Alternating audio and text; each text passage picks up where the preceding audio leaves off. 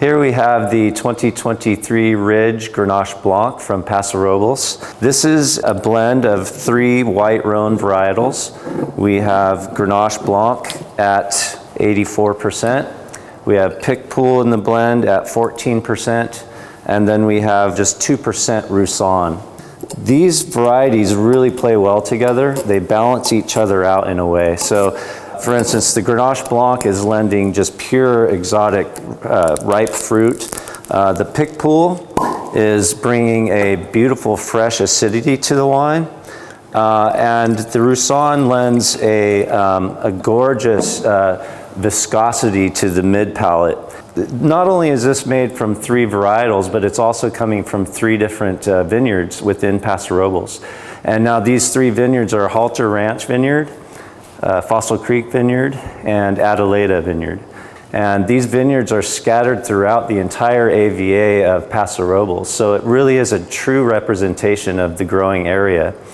We have a western vineyard, a middle of the AVA vineyard, and an interior vineyard, bringing heat, mid-palate structure, and acidity.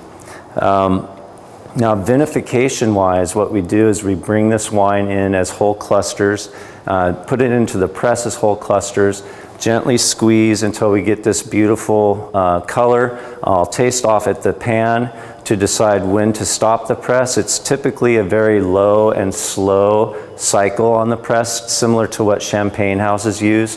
The idea there is to retain the freshness and the pureness of the fruit. We will then settle that wine in a stainless steel tank overnight. The next day, we'll kick up that lees and go straight to barrel, and many other vessels as well. So we ferment this. All primary is native ferment, native yeast, going to several vessels. We have stainless steel drums. We have Italian clay and Italian sandstone amphora. We have neutral American oak, which makes up the majority of the vessels for aging, and then 5% new French oak with 1% new French acacia oak. So all of these different vessels lend different attributes to the wine. For example, the amphora lend this beautiful mouthfeel because it keeps the solids in suspension. The stainless steel drums mimic a barrel shape but keep the fruit fresh.